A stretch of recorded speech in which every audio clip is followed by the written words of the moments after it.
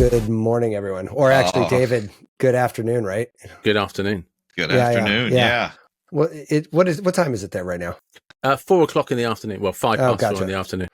It's funny. My wife is going to Spain this afternoon for a week for business, and the kids and I are calculating, like, what time do we have to talk to you now? Like, Spain is an hour ahead of me, and does she know the Euros are on? The what now? The answer is no. So the European Football Championships are on. Okay. Oh God, yeah. No, she's yeah. You know, we are like most Americans. We are football stupid. Like we're just not.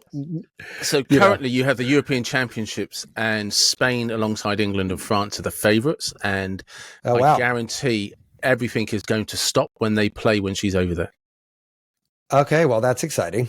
I mean, so that's exciting. I'm actually super jealous. I've never been to Spain, and I'm super. It sounds like a horrible, horrible business trip, doesn't it? like, oh God, why would you want to go to business in Spain? You know, who would want to do that? Everybody. So she works at a company that's domiciled in one country, but does business in like 10 other countries, and they have offices all over there. So they're actually all meeting in Spain for a week, but my wife doesn't do like public speaking well. She's not like a crowd person. She's more of like a read your Kindle on the beach kind of person. So like this whole trip is creating quite a bit of anxiety. Let me tell you, I think David could help her with that. Yeah, it's real anxiety producing. I just wonder if they're a siesta practicing company, because Spain is a siesta country. Yeah, which I am super into as a cultural practice, which I why are we not doing that? Yeah, why we don't do that is totally beyond me. Yeah. Because if it's like England, it's cold. That's why we don't do it. Yeah. I gotcha. Well, that's probably better. But yeah, it's hot as hell here, man. I mean, you know, you can only be in the air conditioning so long, so you got to go outside. Like it's 90 something, like 94 or something. Oh God, it's like we just had our outside. AC topped off. I had some maintenance come because I'm like, hey, this is not getting cold, and it's supposed to be well over 100 degrees tomorrow. Yeah, it's warm out here right now. Yeah, so David, very different than very different than the UK. It's going to make you laugh because we are currently having a bit of a heat wave for June, right? And by that I mean that basically we haven't had rain for about 4 days, and today's temperature is 22 degrees, which is about 70 Fahrenheit ish. And that's a heat wave for me. 71.6 to be exact. So yeah, that's you guys even own shorts over there? Yeah, like I'm like sitting there. I'm in shorts. I am in shorts. No. And I have a soft top BMW, and I've been driving it around all day. Sure. Yeah, well, you know, you got the sun. I know that's a limiting David, honestly, experience. Your weather is way more my speed. Like this 95 degree bullshit is for the birds. Like I got a bulldog. I can't even take him outside. He melts. Yeah, no, it's not. It's not. I grew up in California, and in the Bay Area, we call it God's air conditioning, right? It could be like 8. First of all, it doesn't. I can count on one hand how many times as a child that it got into 3-digit temperature. It almost never happens, right? But at sunset, the fog rolls in every single day, and whatever it was in the daytime, it's 50 at night. So, and so, you know, that is like, it's like you only have to live to sunset, right? Like no matter, you know, it's like, that's it. You just got to get to sunset. It 5 p.m. Then you could open up all the windows and the house is freezing. Like our windows as a kid were single panes of glass, like that with zero insulation factor of any kind. And we didn't ever have an air conditioning. Like it wasn't even a necessity because you're like, I don't know, it's only going to be hot for a couple hours. And then we're back to, you know, we're back to it. But yeah, now everyone in California, triple pane windows, air conditioning when it's like, you know, 61. You're like, what? So that reminds me, I was literally just watching that. Have you seen that Jimmy Carr video where he talks about a kind of modern dysphoria where we take everything for granted and think life is difficult? He says, whereas 50 years ago, people never even had hot showers. And like you're saying, as a kid, it was single pane glass, no insulation. Sure. Yeah. And today, we're complaining thing. about air conditioning. Yeah. Right. It's not comfortable enough for me. Yeah. That's interesting. So Does he ascribe that to anything in particular, or any kind of commentary on it? He just references to the fact that somebody said to him once that, like, when you're like, I think I'm paraphrasing, but he said that if you think about it, somebody had said to him, next time you're in a shower, having a hot shower, you should take a moment to remind yourself that 50 years ago, or the people that you admire from 100 years ago, 50 years ago, 100 years ago, had never had a hot shower. So it'd probably be more relevant to 100 years ago. But you imagine your heroes from 100 years ago. They'd never experienced a hot shower. And now we're a bunch of douchebags who say, if you take a cold shower, it's cold thermogenesis. That's it. You should be finishing with 30 to a minute of cold water. Yeah. Yeah, well, now a cold shower is like a biohack revolution. Yeah, you know, you're like... This is what I mean. You're judged if you don't have a cold shower. You're judged if you do have a cold shower. And once upon a time, it was you couldn't even have a cold shower. You could just walk into a river or a lake to wash. Yeah. Dumping a bucket of water over your head. Yeah. My wife got me a cold pod for Christmas. And I got one for Father's Day. Oh, not nice. and I got into it, and I'm like the biggest fucking jerk in the world. I get in, it's 60 degrees. I have a meat thermometer from my kitchen that I put in it. I'm like, all right, it's exactly 60. And I get in there. I'm like, it's the coldest fucking thing I've ever been in my life. And they're like, freaking, my wife is like, you are such a girl. Like, what the hell is wrong with you? And I'm like, I can't do it. It took me 3 or 4 times just to get up to my neck. And I'm sitting there like yelling at like a schoolgirl, like, this is cold. Blah, blah. Everyone's making fun of me. I get out and I measure the temperature again. Now it's 65. I'm like, well, shit, that's almost like swimming pool weather. You like, raised it. I raised the temperature 5 degrees just by sitting in it. And I'm like, okay, so I clearly would have been the one dead in my ancestral line. Well, can you imagine? I'm having a hard time getting mine cold. Yeah. Well, can you imagine having a conversation with your grandparents and telling them that Tom's family for Father's Day got him an ice bath and what it was about? Could you imagine telling your grandparents that and explaining that to them? It's like, we do this really crazy thing where we get in cold water just for the fun of it. And they'll be like, what, you mean you have a wash? No, it's recreational because it makes me cool as fuck. Yeah. It's a biohack. Like, we had this thing called the Great Depression. We were worried about eating broccoli leaves. Yeah, right. It's like, wait. No, my grandfather would have asked me, "Are you fucking retarded?" Those would be the exact words that came out of my grandfather's mouth. Are you fucking retarded? Can you imagine talking to somebody from the Great Depression? So you're having a conversation with your grandfather from the Great Depression, and your life is so luxurious. You buy a product to put cold water in, and he'd be like, you have water to get into. 100%. You have clean water? I don't even have water to drink. Every faucet. Yeah, right. Totally. Yeah. Hang on, Grandpa. I got to plug my car in. Yeah. Could you imagine telling him, oh, yeah, not only that, not only do I have it, my kids have enough money to buy it for me. Yeah. And he'd be like, he'd be like, my kids have never experienced money. They've never even seen it. Right. Yeah. It is funny. There's so much pictures of it on this magic box that I have in my pocket that has access to the entire world. Oh my God, the magic box drives me fucking bonkers. Like, here you go. Yeah. I pull up to a stoplight yesterday, and I this girl next to me, and we're pulling up to the light at the same time, right? And we're both going to be the first in line. As she is slowing down, we have yet to come to a complete stop. As she is slowing down, the phone is already being raised from underneath her, and she's like basically making it so that she's ready to start looking at the phone the moment the car comes to a complete stop. And I looked over, and my wife is in the car, my kids are in the car, and I turn around, both my kids are on their fucking phones. My wife is on her fucking phone, and I look at this lady in the car next to me on her fucking phone, and I'm like, what the fuck is wrong with people? Like, Jesus fucking Christ. We are all in a car together. Yeah. Like, get the fuck off your phone and let's have a conversation. And then what do I get when I say that? Well, what do you want to talk about?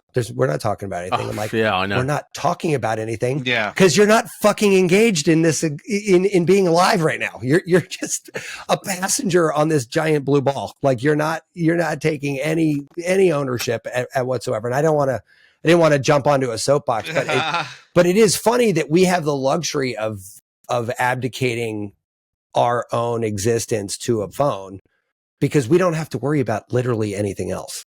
No, like there's nothing. Don't. There's nothing better to worry about than that. Zero to worry about. You know what I mean? It's just like, I mean, we have. I mean, for context, people like, yeah, well, I have bills to pay. You know, and everything's got more and more expensive. Yeah, it has. But your grandparents, my grandparents, were starving, literally starving. Yeah. They weren't just worried about where their next meal was coming from. They were worried about if they were ever going to have another meal. You know, like, sure. You know, broccoli leaves would have been, wow, you got nutrition this week. Well done. I've been chewing mud. Now it's expensive at Italian restaurants called broccoli rabe. Yeah, right. You know, they have a fancy word for it. It's you know, it's so crazy that marketing is everything. This isn't conversation, right? And even while they were starving, they didn't even know this, but they changed our epigenetics. We will live longer because they were starving. Right. This is craziness. And even the knowledge of that, though. Yet. Yeah. And now to build on that, David, we're doing intermittent fasting or just outright fasting now. Now people are intentionally not eating. It's trendy not to eat. You know. Well, you say that I am guilty of intermittent fasting. I haven't eaten today at all. But I've been IFing for 5, 6, 7 years. I don't even know. I mean, it's just I've been doing it for years.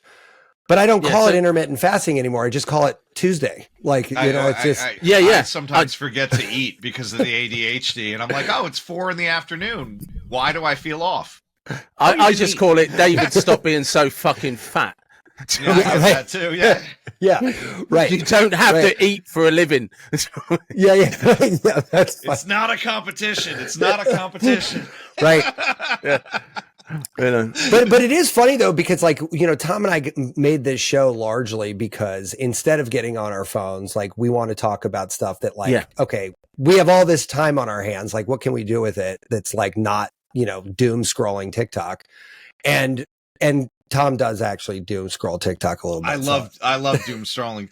No, it's mostly animal videos and kids getting hurt. Right. Yeah. Kids getting hurt. If I was to, I've switched my phone off completely because I don't want any distractions. Because if I went on Instagram, if I didn't open Instagram for a day, I could guarantee there's at least 20 videos from 3 different people that have been DM'd to me for me to watch. And I'm guilty of that as well. I've probably shared. Listen, 40, I mean, I get them from my wife. Videos my wife I'm like, what the hell? I log into the Instagram and I'm like, there's 12 videos here. Right. Yeah. And my kids made fun of me because I have. No, go ahead. I was going to say, if I'm sending them to my sister, it'll be some cute animal video. If I'm sending them to my friend Rupert or my brother, somebody's probably seriously getting hurt. Yeah. Yeah, and if I'm sending things to Tom, it's like, check out the new, you know, neurotransmitter. Please don't send me NIH stuff on my cell phone. There's no way I can read a study on that small screen. Yeah, I sent Tom something last night. I can't even read the title. Yeah, no, it definitely was a lot. Yeah. I sent Tom a whole thing last night because I'm getting into this like magnetic mitohormesis, and it's basically like exercise mimetics, I think, through magnetic waves. He wants to buy a professional clinical grade PEMF device. Yeah, for just himself. Yeah. Well, so I want to buy it for just myself because I'm actually super curious about the tech, and like the more I'm looking into it, the more I'm like, why isn't this just part of like our desk chairs? Like, why aren't we just sitting in a PEMF field for the entire workday? Because now standing around or sitting in your desk chair might actually end up being good for you in that regard, rather than being such what does it do then? I've not heard of this. What does it do?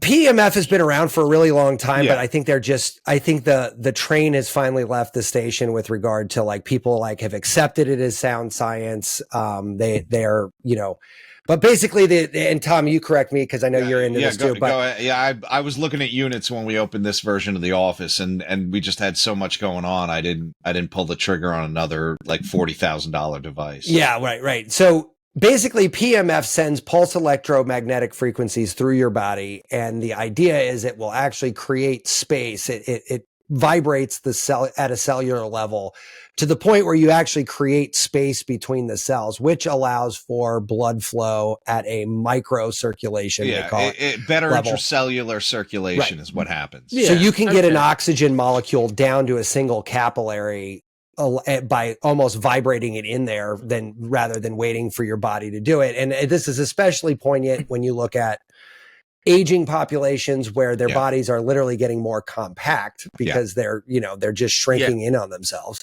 And it's twofold, right? So you're getting more nutrients, oxygen in, but you're also vibrating out metabolic waste, byproducts of things that are getting stuck in tissue. Now, a Beamer mat, which is one of the ones I'm looking at, it's about $5,500 for like the version. So it's like definitely not like a casual purchase, if you will. But they've got cheaper versions that they actually have one called the B2. It's like called the Bubble, and it's actually by a different company. And you wear it around your neck like a pendant, and it basically just, you walk around with it all day, emanating a frequency. Is that pulse though? Because it's PMF. David, with the pulse, and when you're on a mat or you use they have like coils and stuff, you feel, and it's a weird sensation. It's not a shock. Yeah. But there's like a douche. Like, your so your this doesn't do that anymore. Yeah. They got rid of that. Like the all these mats now don't do that. Don't do that. Because it was like not a desirable, like people doing it were like, why am I shaking? Like it just like, and to Tom's point, it actually one of our friends has a PMF device, and we were at Tom's office before COVID, so years ago at this point. And I laid down and kind of fell asleep. And like, it's 3 dudes in Tom's office. You got to get naked to get on this thing because it was like red lights. We were all hanging out in the room. Yeah, we were using it. Brian and Tom are out in the lobby. I fall asleep. It's like 45 minutes later. I don't even think they knew I was asleep. But I had this climbing injury where I couldn't lift my shoulder above my arm above my shoulder. And I fell asleep on this thing for like 45 minutes. And it's like you're jolting and you're like, oh. I'm out. Like I'm red light, PMF. I wake up 40 minutes later. I'm like, shit, I fell asleep. I get dressed. I go back outside. Brian's like, how'd it go? And I'm like, oh, it went great. Oh, that's weird. And it was like one of those things where instantaneously I was like, what the hell just happened? And then I started diving in and basically what happened was my cells got pulled apart sufficient enough where new blood cells could slide into space. And it brought all the shit that my body was like, we could fix this if you only let us somehow have more space to do our thing. And so when you look at it as a prophylactic measure for just general health, then it starts to get interesting because you're like, all right, well, if I'm every day flushing metabolic waste out and I'm creating nutrient flow to spaces that I might not have had nutrient flow for 10 years, 20 years, like what happens to your body? Well, a lot. A lot of cool stuff happens. Yeah, because it only costs you $5,500 to do it. So. Yeah, but if it's through the company, at least it's a tax write-off, even if it is for you. That's exactly right. Yeah, right. And the more and more Matt gets into the show, and we're doing more health stuff, the more and more he can justify it. Yes, exactly. I mean, now we've got nearly 100 episodes published on weird health stuff. Like you tell me it's not a business expense. That's right. Yeah, but it does suck. It does. I think it was about 10 days ago, I started using one of those grounding sheets, those earthing sheets that you put on your bed. I'm literally sitting with my feet on a grounding pad right now. Yeah, I've never used them before, and I've always been hyper skeptical. The only thing have you noticed any difference? The only thing I've really noticed is I seem to sleep deeper. I haven't noticed any pains go away, but I do seem to be getting a better quality of sleep. So, who knows? And that's actually one of the better known side effects of grounding mats too. And I think that one thing that's stopping me from buying a grounding mat right now is that the PMF technically kind of does a very similar thing. So like you don't really need both. And $5,500 written off against your taxes versus $50. It's Yeah, grounding mats you can get for $25. I think I got a 2-pack for $25 off Amazon. Right, yeah. So yeah. And it's funny, they watched a guy put, do an impedance meter on his fingers and then sit on a grounding mat. And it does something. It goes to zero. Yeah. Yeah. Right. Which is interesting. I'm like, oh wow, you literally Well, because that's the whole theory behind it, right? Rubber-soled shoes. We're not grounding at all ever. You know, we're building up a static charge, and that's messing up our free ions. But now to talk about how douchey we are, now people get into these like arguments about what's better, grounding or earthing. Like, you know, do you get a better Schumann resonance by touching the actual earth versus like just a grounding resonance? But I remember your buddy Taylor was like, he posted something on LinkedIn and he was talking about cannabis that's grown in the ground versus hydroponic cannabis. And of course, the earth grown cannabis has more compounds in it, has more nutrients, has more, like, whatever you're using it for, there's more of it. You know, I mean, that makes sense, but, you know, we're in this, like, look, if I'm going to be stuck in this basement office, is the $25 mat worth it versus, like, me trying to do this outside with my feet in mud? You know, yeah of course it is. No, 100%. No, I'm not saying I'm going to run outside and walk around with my laptop all day in the backyard. We did that for one episode, didn't we? Yeah.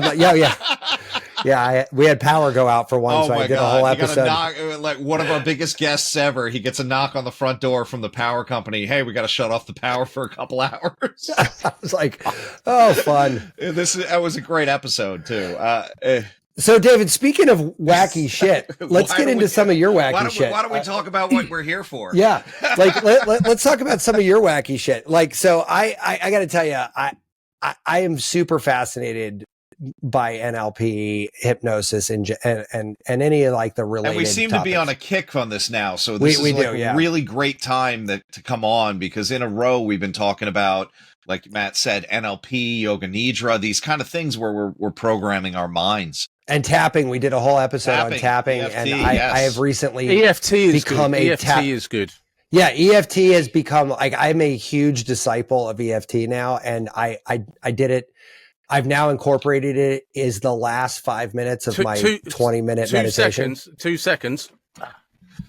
Sorry, this is very unprofessional for a podcast, but there you go. No, it's completely on brand for us. You're on brand for us. Yes. Yeah. Nice. Is that Bowie? Yeah, what the hell is that? What am I looking at here? I have an EFT chart in front of me. Yeah. Oh, wow. Look at you. That was attached. Yeah. So that was attached to my wall right in front of me. Oh, wow. So I'm assuming by that you also are a believer in practicer of EFT. I think I am. I don't sort of religiously practice it the same way I might religiously practice other things. I honestly believe all of these things. It's about the fact you're consciously recognizing something that subconsciously is bothering you. And instead of having your head buried in the sand, you're actually taking a moment out and you are just tapping, whatever it is you might be tapping for, and you're just acknowledging it. And because you acknowledge it, you kind of like literally, no pun intended, but you're sort of tapping on the door and saying, well, let's have a conversation about this. Let's be honest. And I think it's one of those, you have to find out if it works for you, but you have to go in there with an open mind. And maybe I do have some issues around health, some emotions, finances, relationships, with whatever it is that could be bothering you. Because we do store emotions physically in our body. If you look at anybody that is physically stressed, they will have an emotionally stressful life. The two, it's almost like a symbiotic relationship. And somebody comes in with loads of, and they're tense and everything like that, and you start talking to them about their life, and they are emotionally stressed to fuck. And you're like, oh, right, yeah, no coincidence then that your entire body's tightened up and is rigid and doesn't want to chill out, relax, while and you're let go. talking about their emotional stuff, right? Yeah. Their body gets tighter. Like you watch them starting to talk about stuff, and it's Yeah, I mean, when you were talking earlier about NLP, because I do hypnosis and stuff, and we use NLP a lot. But one of the things we do when we're talking to you before we hypnotize you is we do a type of mirroring, either physically or with language. And one of the things we're watching is what you react to when we say something. And you either do start relaxing because we're encouraging you to relax and asking you to allow it and say, we just use words like picture and imagine. And, and if you picture and imagine, you can feel. And if you can feel, you can picture and imagine. Well, if somebody starts, like you two are starting to nod, okay, so you're listening. If somebody's not responding to what I'm saying, it's just like, oh, right, okay. So there's obviously some resistance there, some sort of tension, because otherwise your subconscious would let me talk to it. Yeah.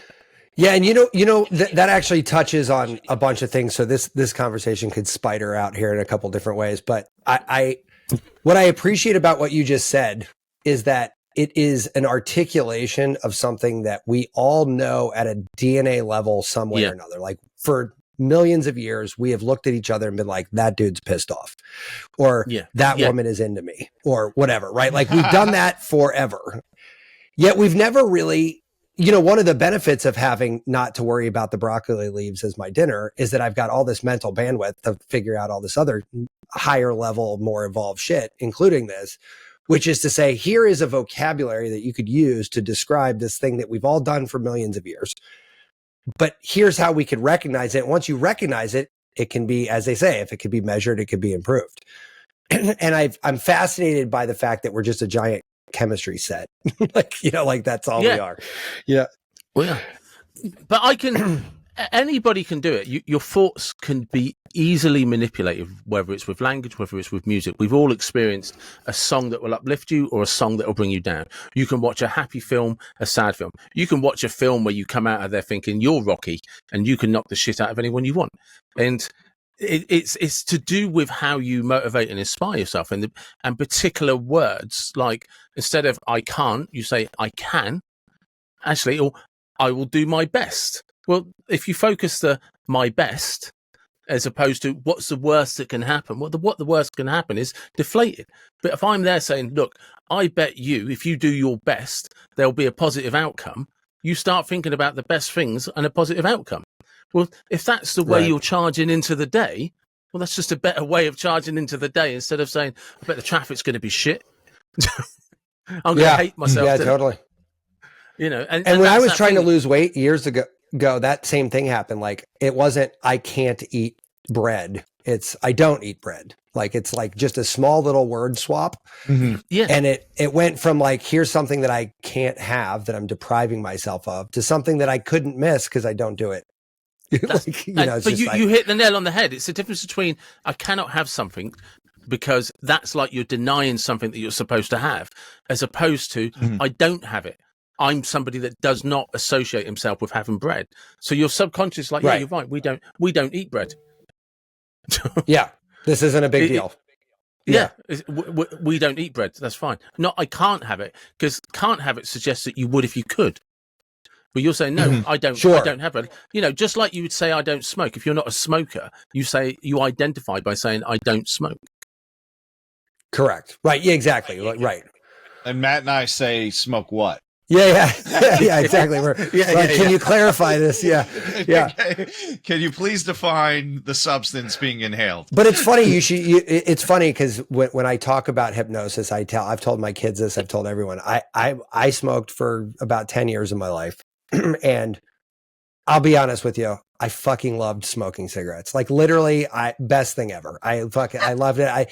If I didn't know it was going to kill you, I'd smoke 5 at a time all day long. Like I'm the same. I'm a former smoker, and if there is a heaven, when I walk through the pearly gates, I am going to be given 20 Marlboro Red and a lighter.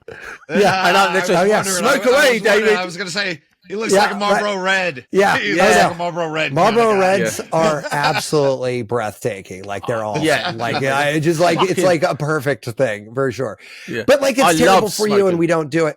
I loved it. Yeah. So I got hypnotized to stop smoking. Right. And I had really good success. That when I got really stressed out about 2 years afterwards, I actually had about a 6-month relapse and I had to go in for like a booster shot.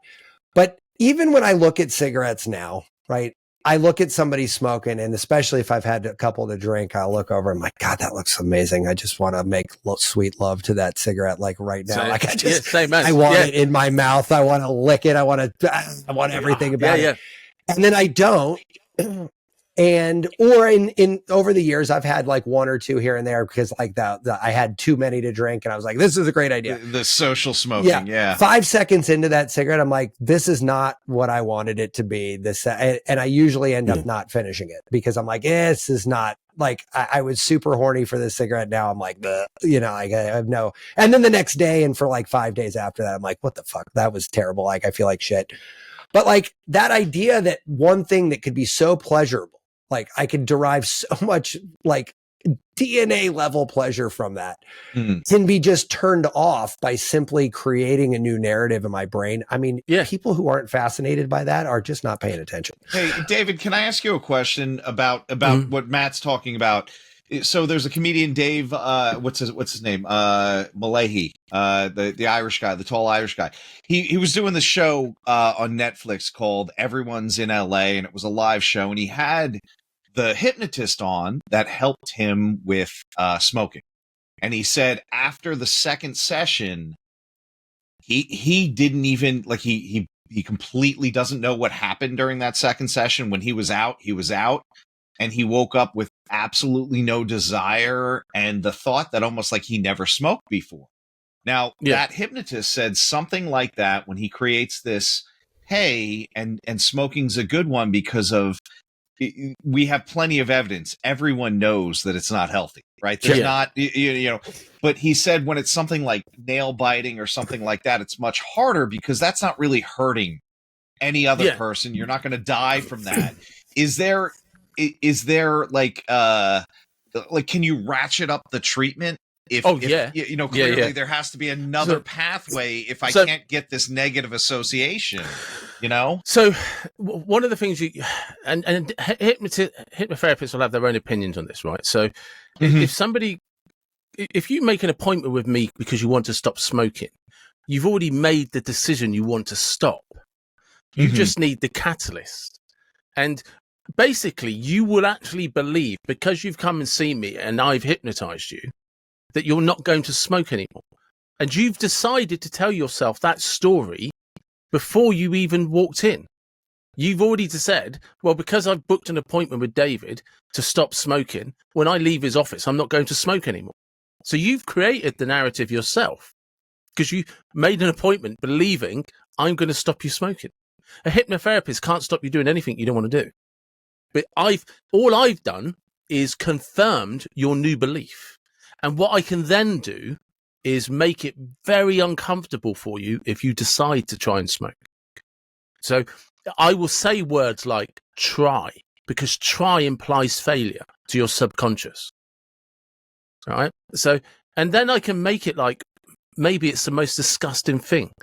Do you know what I mean? Like, and sometimes, and this is can come across as being very unprofessional, but depending on who I'm talking to, I might make you feel like you're sucking a dog's dick. If I'm in that sort of like banter for you, or I might make it feel like you can't breathe. So sometimes you've got to read the person that you're talking to. You know, I do this thing when people come to me with weight loss. I used to do weight loss hypnotherapy in the way of making you feel like you were magnificent. You'd walk down, you'd see this magical mirror, and you'd see this best version of yourself, and I'd radiate love to you and stuff like that. And they go out of there feeling like they were $1 million, but they also feel like that when they ate cake. And it just wasn't as successful. So I then discovered that the best thing to do was create this thing called the vomiting volcano. And every time you thought about anything you think is unhealthy, right? And I'd get you to tell me what foods you consider unhealthy and what foods you consider to be healthy. So you give me a list of things: cakes, crisps, chips, as you call them, donut, you know, all of these. And I'd say, like, every time you smell them, think of them. And I'd start creating this vomiting volcano in your stomach, and you'd start seeing people go while they're hypnotized because they think they're going to throw up. But then I would also tell them, if they described a really nice, healthy meal, that would be like under being a beautiful blue sky in the Mediterranean with a Mediterranean-style table, Mediterranean weather, and you create this really beautiful image and emotion in their head. You can maybe smell the olive groves. You're up in the mountains. It's a beautiful blue sky with beautiful sunshine and a beautiful big table. Do you know what I mean? And you do that. And then you take them back to the vomiting volcano every time they thought of cake or donuts. And it gets to the point, especially if they do, and I'll get to that in a second, actually, it's a really important point, is guess they'll go down to the supermarket and they'll just be minding their own business, start walking past cakes and have to flee because they're about to throw up. But they all stop eating shit. And one of the things I learned very quickly, as soon as they cancel that next session, it's because they don't want to lose weight. Wow. Hey, then do you ever get to this kind of like underlying, hey, I don't want to lose weight because I'm afraid of this, or I have this, like those people that may come back that have that resistance. Is there an underlying trauma? Is there an underlying, psychological train of thought that they're kind of stuck in? There is, and I always have a conversation with somebody about, can we be honest? Can we have a conversation about being honest, right? And an example of being like, let's the three of us now be brutally honest, right? We would love to have a podcast that went completely viral, and we three are the next podcast kings. And if we said anything other than that, we're full of shit, right? Yeah. It doesn't mean our life depends on it, but in our deepest fantasies, that'd be fucking amazing if I just got paid to listen to the sound of my own voice for the rest of my life. I'd love that, right? Sure. So that's a fucking ego trip right there. Yeah. But if that is an ego trip. Yeah, but you have to. I say to people, you have to acknowledge your deepest fantasies on some level, that they exist, because then you can actually give a voice to them. And as ridiculous as it sounds, why else are you doing it if you don't actually want to be successful at it? But it's the difference between, it's not going to make me miserable if it doesn't happen. I'm going to have a lot of fun in the process. And if it really took off and it really went, then it'd be like this whole fantasy of, well, imagine how many amazing guests I'm going to get to talk to. Imagine how many people I'm going to learn things from. All of these great conversations. And, and I'd just be doing it for a living, and that would be fantastic. But if it never happens, I'm still going to have some great conversations. I'm still going to really enjoy myself. And so when it comes to weight loss, you've got to really get people like, do they really want to lose weight because their mum or dad said something shitty to them? Is it because that boy or girl that they really love broke their heart because they dumped them for a skinnier person or something like that? Or is it because you fucking love looking great and it's a vanity trip? Because whichever one it is the one you have to tap into. And if it's a big vanity trip about, do you know what? When I'm fucking 40 pound overweight, I can't wear these particular clothes, and I wear clothes that I don't like. But when I lose those 40 pounds and I get into put that shirt on, or I get to wear that t-shirt, or I have a look, or I like the way my boyfriend or girlfriend looks at me, or my husband or my wife, or whatever it is. Or not just that, you just like, I love walking down the fucking beach with my top off, knowing that people are like, damn, that guy looks fine. Be honest about it, because you have to tap in to what flips your switch. If that's the trigger that turns you on and stimulates you, that's the thing you have to have. But if it is because somebody belittled you and really fucking like gave you a hard time and made you super sensitive about it when you was a child, let's have a conversation about that before we do any hypnosis. Because going back to things like EFT, there's some deep-rooted emotion that we need to access, so you can just let it go and have that conversation with that feeling. Alex, I was actually going to ask you a question on the EFT thing as it pertains to hypnosis, because these feel like kissing cousins almost, right? Like it's almost like, we can sort of like, they're related, but not quite related. Like, but they will justify similarities. Yeah. Right. Like it's a second cousin. I'm sure it is. It's a second cousin. Yes, for sure. Yeah. But like when I did tapping for the first time, the woman who did it with me didn't tell me what we were doing. I had no notion that it was coming. And I feel like that's the only way this actually worked, because honestly, the first 30 seconds of tapping, I'm like, I feel like a fucking idiot. Yeah. And then she said, well, let's tap that. I feel like a fucking idiot. This is the dumbest thing I've ever done in my life. And we start going through it. And like, I started laughing. And then all of a sudden, before I knew it, we had switched over to what I was there for, which was feeling overwhelmed. And it was like, I'm a fucking idiot. Yeah. I feel like I'm overwhelmed. And before I know it, I'm like 6 taps in and we've switched topics. I didn't even notice. I just slid right in to that whole thing. And I came out of there saying, well, I mean, okay, I guess we did that. And then the next day and the next day, I felt like 50% less overwhelmed. And I was like, I went back to her the week later and she's like, how was it? I'm like, what voodoo magic have you fucking put on me? Because like, it's great, but like, what the fuck just happened? Like I was a chaotic mess on Monday, and on Tuesday it went away.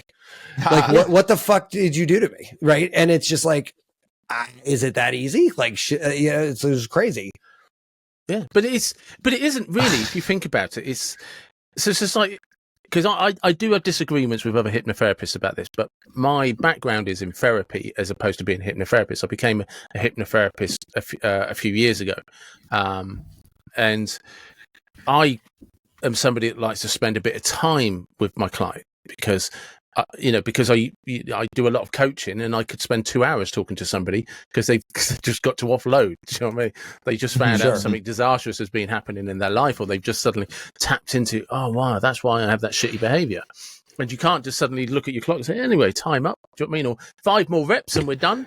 Do you know what I mean? It's not how it works. Yeah. They need to offload. And the best way to build that trust up is never to interrupt the offloading.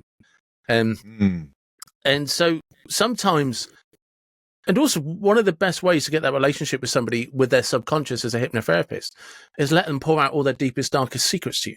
Because they then just build that trust that you need to put them under anyway, instead of having to use NLP and language to get their subconscious to engage with you. Sometimes if they've got something they want to say and talk about, let them do it. And it's, you want the subconscious to take the path of least resistance, not be the one that's trying to dictate to somebody what that path of least resistance is. So you're the person that was doing EFT with you was just 100% on the ball, because you were like, this feels fucking stupid. Well, let's tap that then. And I say, 6 taps in, your subconscious is like, okay, we're good now, because your conscious brain has got out of the way. And sure. And if you think, the way I look at emotions is, if you imagine like who we are as people, I think it's like Tom and I discussed this before, about it's like a 2 million year old programming system that is literally just designed to keep you alive. Its sole purpose, no pun intended, but is my only job is to keep you alive. It doesn't bother me if you're crying at a puddle of your own piss in the corner. You're still alive. What state you're in is irrelevant. My job is just to keep you alive. So we evolve from the most paranoid, fucking frightened people going. Because if you were really brave, you'd be like, do you know what? Fuck it. I'm going to leave the little tribe and I'm going to wander off and have a little saunter over here and see what's going on. And you'd either get killed by another tribe or get eaten by something, but you were fucked. So you're like, tell you what, let's huddle together and we'll stick together. Peer pressure becomes the strongest motivator for everybody.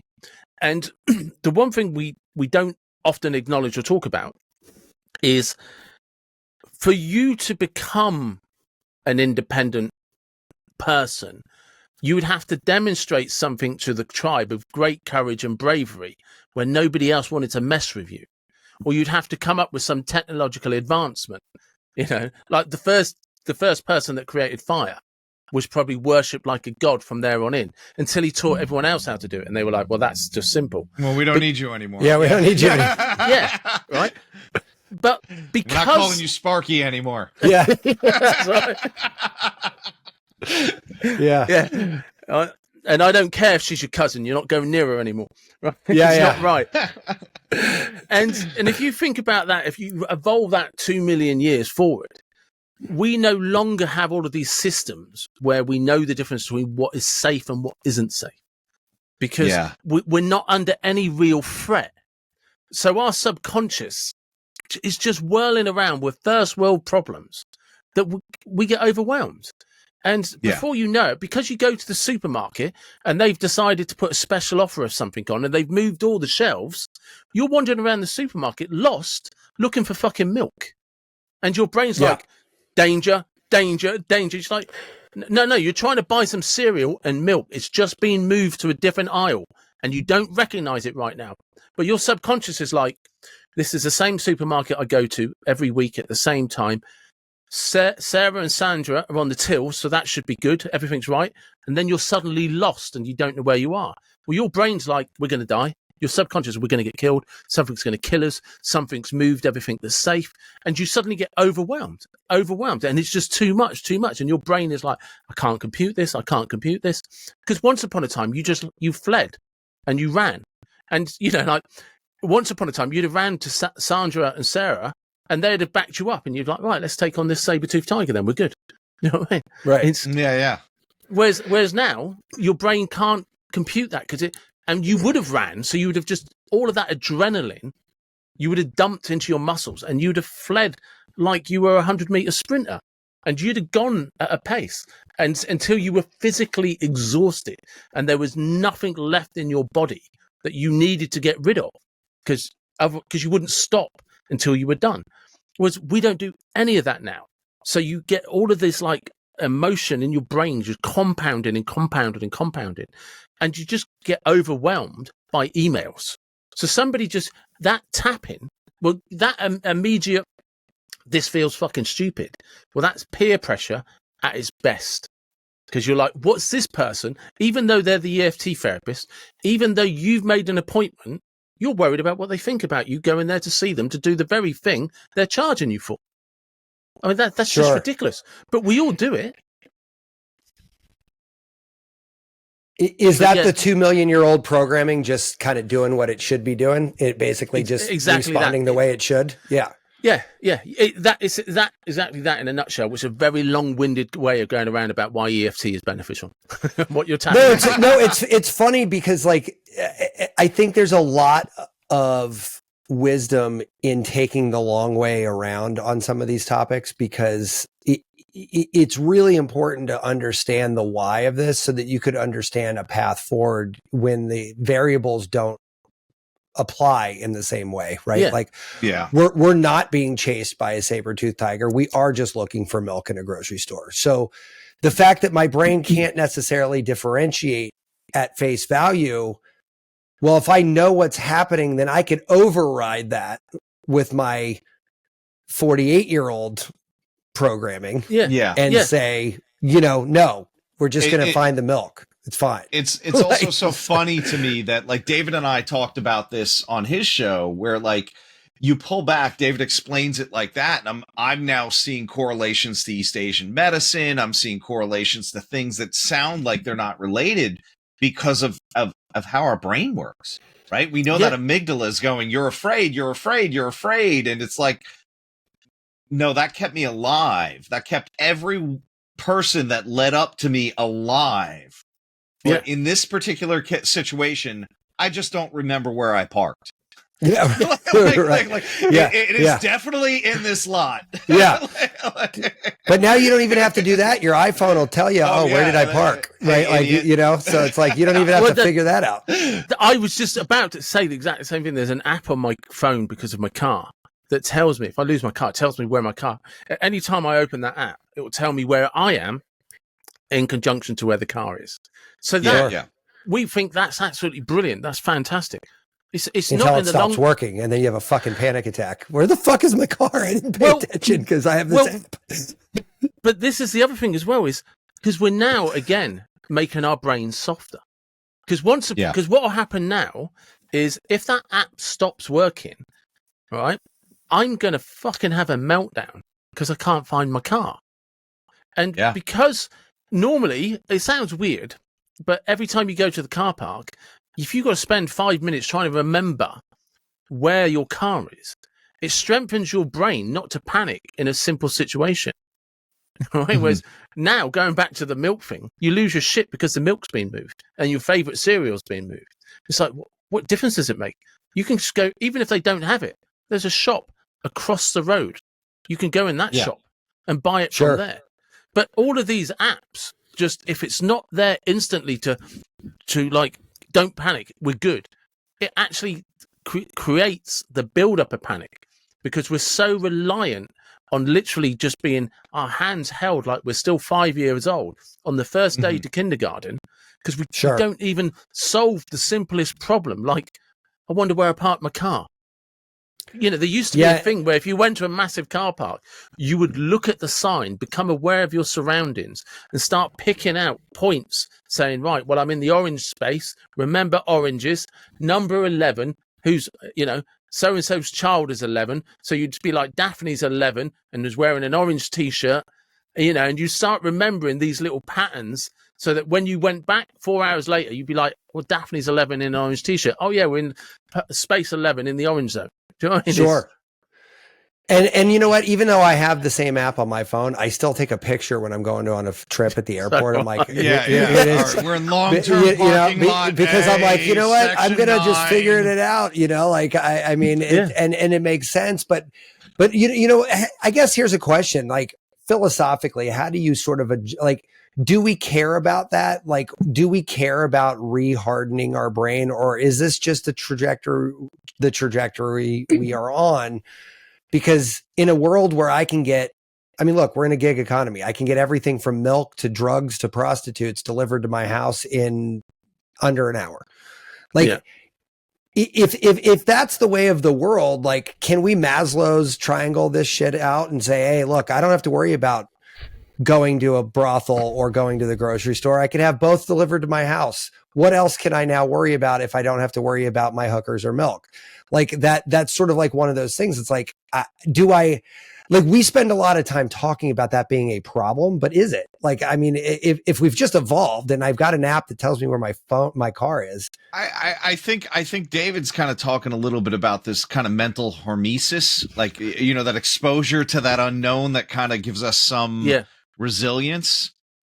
Right, but do we have to start doing reps on our own volition to reharden those pathways? Oh, there will be a biohacking device that comes out that puts us in a state of fear.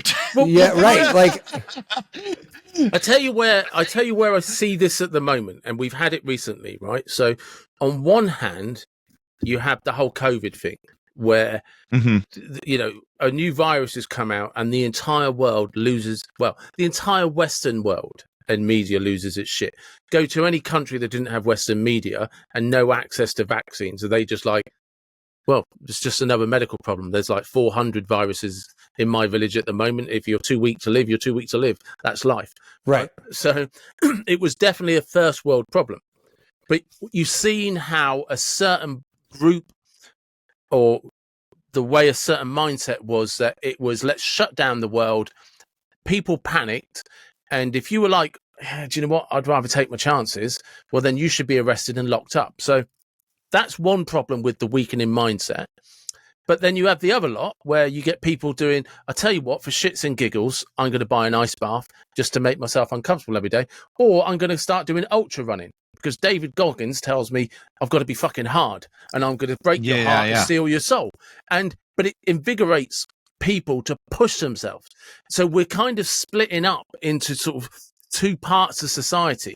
You're either fanatical about making your life uncomfortable, or you're like, yeah, shit, do you know what, dude, I'll just deliver it and get fat. I'll be good. They'll give me medication for my diabetes. Yeah. Well, we actually see people doing that, right? They would rather go on the pill than change their lifestyle. Yeah, no, and we talked. I talked earlier today with a guy about AI, and the guy goes, AI is kind of like Ozempic. Nobody really wants to admit that they're using it as a shortcut, but like, it's happening, and I think that's funny because that brings up the other side of it. Is like, yes, you're absolutely right, David, about those two mentalities, and I think that's going to create a whole different set of anthropological issues at some point in the not so distant future. But like, that mentality of the people who said, hey, I'm going to, fuck it, I'm going to go out on my own.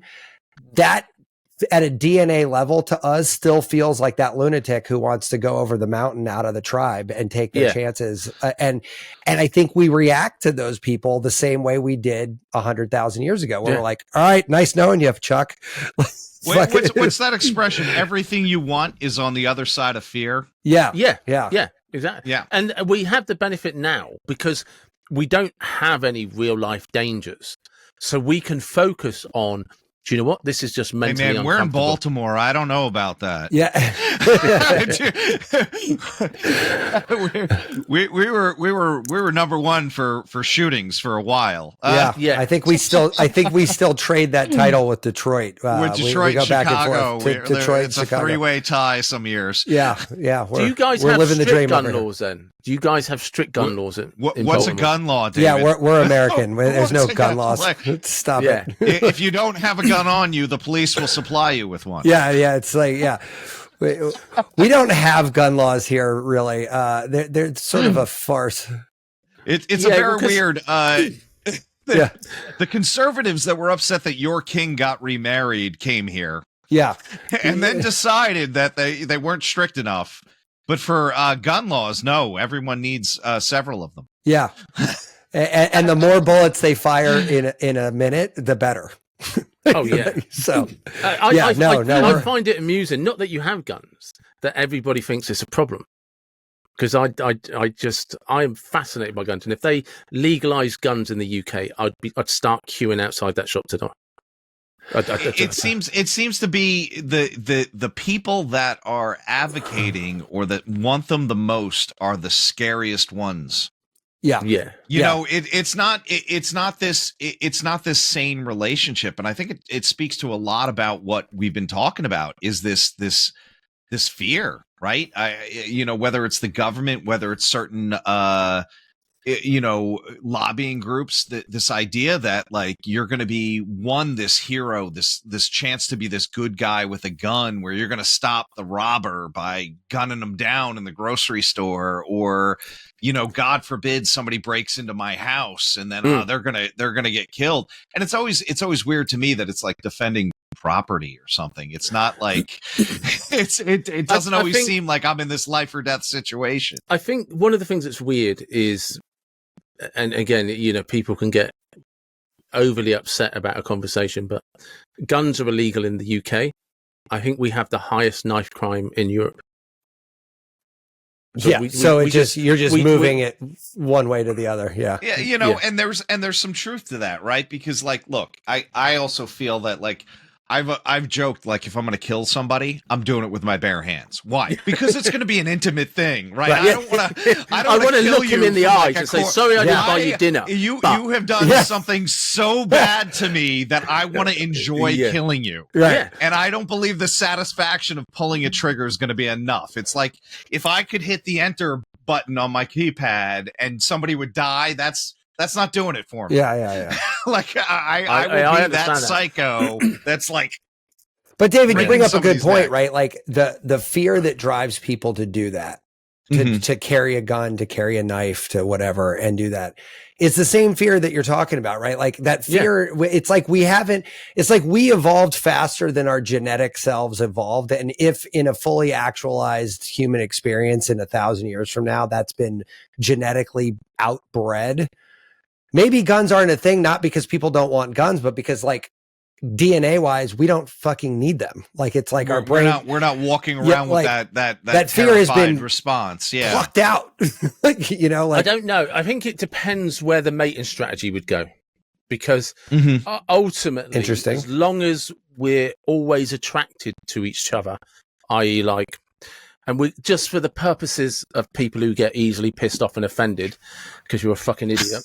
I don't think they're listening to this show. That's all right. Yeah, pretty sure they're not our audience. We literally have the word irreverent in the title. My outline parameter here is I'm talking about male and females, biological males and females, who when they get to adult fucking age still recognize male and female, right? They're not confusing themselves as anything else, right? For the benefit of having children, okay? And if you think outside of that, you're the fucking problem. But whilst that goes on, there's always going to be some competition anxiety. Does she want me, and does he want me, and am I her best choice, and is he my best choice? And I think as long as there is some form of competition anxiety where you're always trying to mate with the best options available to you, you're always going to have some form of competition. Because if me, Matt, and Tom all want the same girl, we've got to try and demonstrate to her in some way I'm the best superiority. Option. It's always going to kind that of is be a there. very animalistic thing, isn't it? Right? This is when males of troops of primates fight, and this is no, I see that. The other way is, if our DNA somehow kind of changes that, like as you was describing, Matt, that we no longer kind of desire that aggression or whatever. Well, because part of that fundamental aggression is attraction to females. It's the competition to be better than another person, or to at least be as competent so they don't see me as somebody that they can push around. I need to kind of make my dent in the world. And it's all to do with that sort of basic programming that we were talking about from 2 million years ago, that I need to fuck. Right. And if that changes, then we probably would just cease to end as a society and as a species. Well, that brings up an interesting point, though, because Tom and I's whole premise of this show is talking about sort of the wackier side of health. And one of the things that we can do now is we can genetically choose what our kids are going to look like. I can make them blue-eyed. I can, we could gene snip out whatever malady, you were going to be born with. And we're in a primordial stage of that, but like, that's, make no bones about it. I mean, that's where this is going. So if in 100 years from now, like, you and I wanted to have a kid together and there was obviously we're two males, like we couldn't biologically do that, but in that world, it doesn't matter like that. And so I guess I'm wondering, like, if you follow all of these weird health things to their sort of, I guess, philosophical end, what is it? What happens to that competition when it's not competition anymore? David, you and I could go have a baby tomorrow, and I'm not talking about adopting, but we could a handsome child. Yes. I am so glad you didn't include me in that mix. I mean, the three of us could have a baby if in that world, you know what I'm saying? Like, I mean, like that's the thing like the science about needing an ovum and a sperm no longer apply in that science fiction world. I think you're describing part of Demolition Man with Sandra Bullock. Yeah, right. Where they like put the headset on to have sex. Yeah. And maybe not quite that. Procreate. There's a whole lab we go to. Yeah. Although, have you seen those Japanese sex suits that they wear that actually, I mean, those things are crazy. Like it's a full body, it's like a wetsuit, but it's got these nano filaments in it that you could actually feel the other person. Yeah. And then Upload did it. Yeah. But those exist right now. There's all these Japanese businessmen that are putting on this thing and having full on sex with people. Like, listen, if you said there's a Japanese businessman followed by anything weird, I'd be like, that's definitely true. Yeah, that's a thing. Yeah, it comes out of a vending machine, man. Yeah, totally. Yeah. I think. But even that, like, if I had that suit, do I really need to worry about the fucking aggravation of a mate? Well, because you can program whatever your ideal mate is. There. That's She'll say exactly what you want too. If we look at it at the moment, so there's a few things that are going on. I mean, one is fucking God knows where AI sex robots are going to go, because that's just an entire different world. And we mentioned AI. It took an hour. This is a record. It took an hour, but we did it. Yeah. I'm going to upload an AI buzzer sound now that we can add sound effects.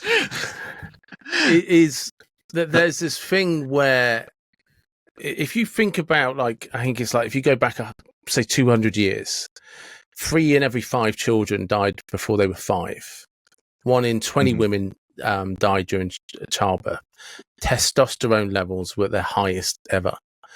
As things have improved, people have become unhealthier largely because if you were not part of the strongest genetic in your genetic pool, you weren't going to live. You were never going to become an adult.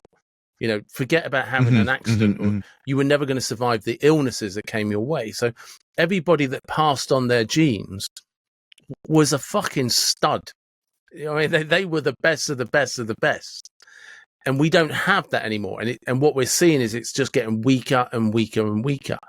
And I think there's something about that biological hardship that once you move into a lab, it's just going to disappear. And do you guys remember in the noughties the Stargate series? And you had God, loved it. Yeah. Yeah, and you had the Asgards, didn't you? You're speaking Matt's language. I love it. Yeah. Well, you had the Asgards, and the problem the Asgards had is they genetically engineered themselves so much they could no longer survive. And they were dying as a species.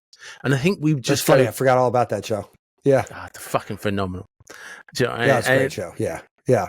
And I think that's where we would end up going. We'd go down that same route.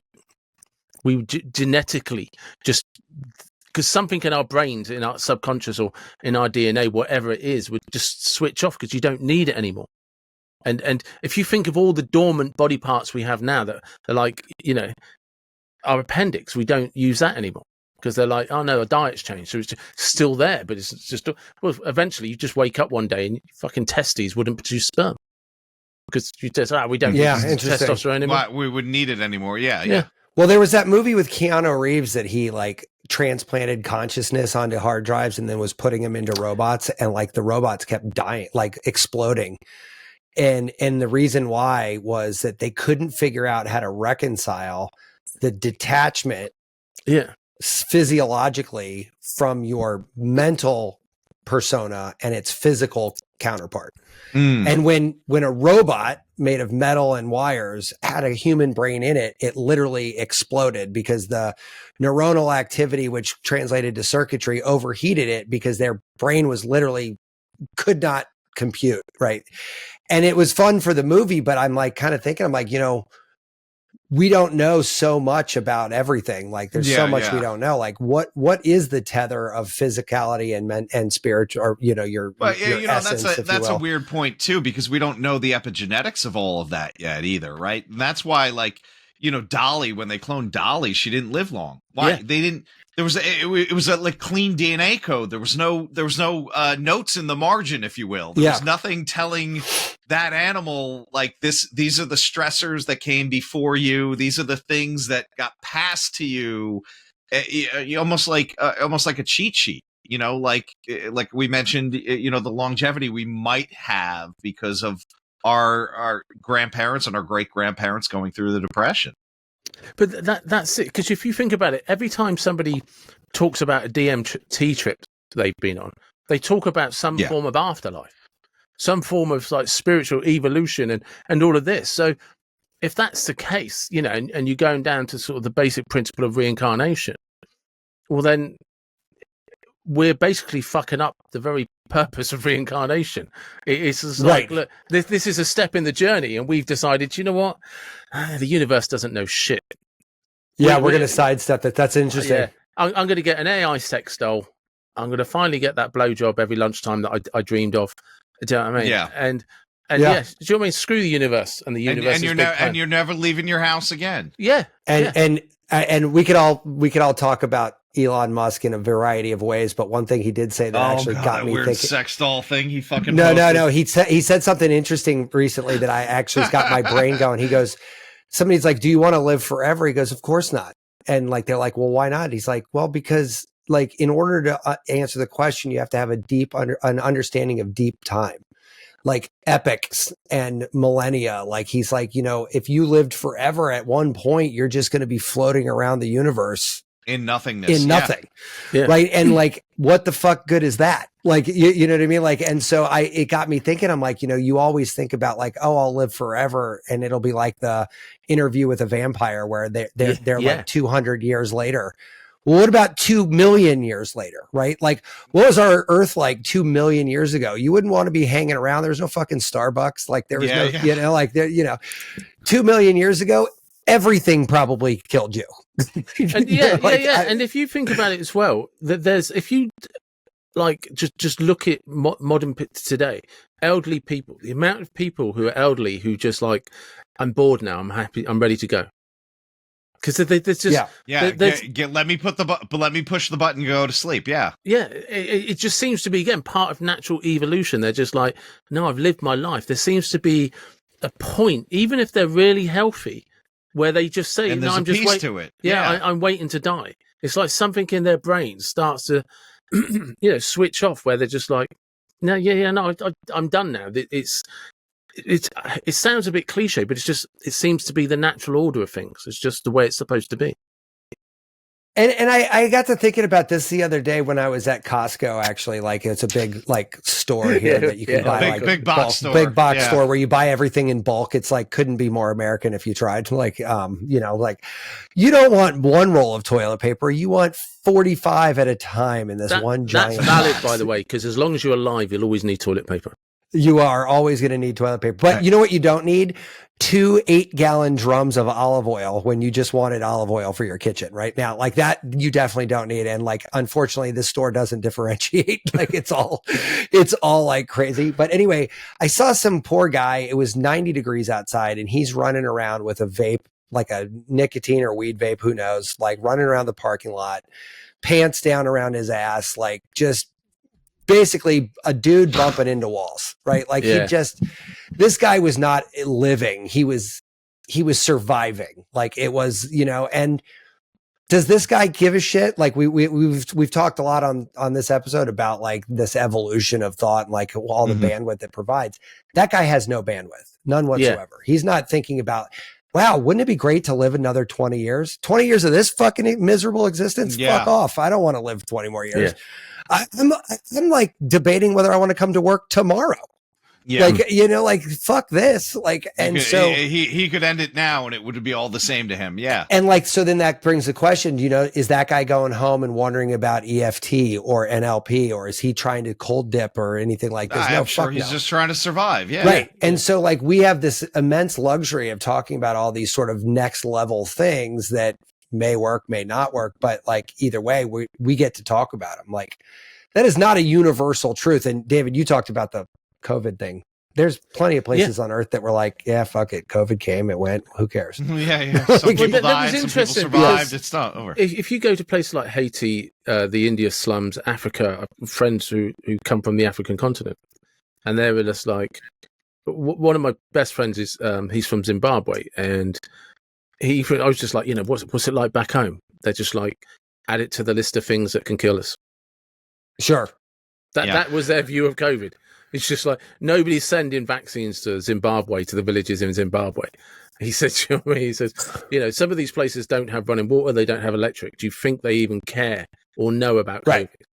And I've got and know about it is probably the biggest one there, right? Like how, in some of those places, like, it's a rumor, but like, yeah. I mean, they don't, I mean, there was some interesting studies early on that in places like, in the slums of India and stuff like that, and the shanty towns and stuff, none of them caught COVID. Because their immune is like fucking steroids, peds, and everything all combined. Their immune system, it's just like you could drop a nuclear bomb. Their immune system, like, I've got a bit of hay fever. Yeah, exactly. Right. But that's your point earlier, right? Like those guys are. If you can be born in a sewer and grow up to become an adult and still live in the sewer, because that literally they do. Do you know what I mean? No offense to anyone. Sure. They fucking have the internet. You're harder than other people. Yeah. Yeah. We had my son when we lived in New York City, and we used to take him on the subway, and all his parents are like running around with like antibacterial wipes, and we're like rubbing him on the floor. We're like, all right, here, just hey, if you could make it through this, you're good to go. That's it. So in all these poor countries and stuff like that, where. Bearing in mind it was the Western countries that created the vaccines, and they distributed them to themselves first. Well, why didn't anybody else die? No one in the rest of the world died at all. And the poorer the country, the less they were concerned about COVID. It really was, a first world problem. The idea that, look, there's really dangerous airborne vaccine and we're going to wear a mask. And there's people in countries where they're just like, what's the virus? Yeah. Well, and that brings up the other side of this, which is the media is an entirely fabricated by humanity, very first world thing. And if the media doesn't have something salacious to talk about, they don't have a product. So they're always on the hunt for ways to make things way more dramatic than they have to be, or make them sound like a bigger deal. And honestly, this was like a wet dream, right? They're like, oh my God, we've got people dying. We've got a virus. It looks, and like, let's not take I mean, look, I've been a marketer for 30 years. So everything in my mind, floats back to marketing. The COVID virus looks scary as shit. The fucking spikes on a ball. I mean, that thing looks like a medieval torture device, doesn't it? Like I could attach that to a chain and beat the living shit out of you with that thing, right? Like, and that didn't hurt its PR campaign, right? Like that was awesome. It's like literally a wet dream of a perfect storm, whatever you want to call it. It was right. Yeah.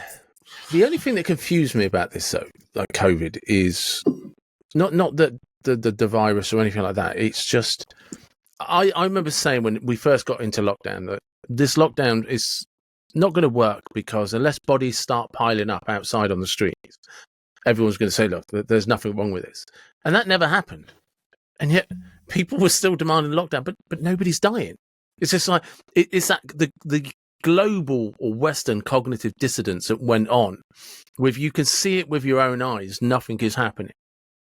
But you're refusing to go back to work. You're refusing to acknowledge you can just walk outside and you're perfectly healthy. It's like all those sci-fi films back in the day where they had people living in some sort of biodome because the air outside was poisonous. And then somebody one day broke out and suddenly like, hang on, this is fucking perfect living conditions. What's going on? Yeah. It's just like, everybody was, like the media and all that, just like the media who were flying around the world, interviewing people, going to all of these places. And they're like, yeah, the vaccine is deadly. And if you're not careful what you breathe in, it's going to kill you. It's like, you've flown hundreds of thousands of miles this year, met thousands of people, and you even caught it and you're fine. What's the big deal?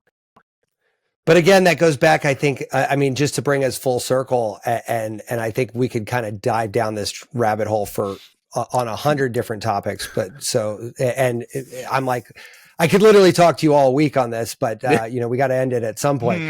But to bring us full circle, I think that's another one of those things that comes down to like, we were really like, we're reacting like we should, right? From our programming standpoint alone.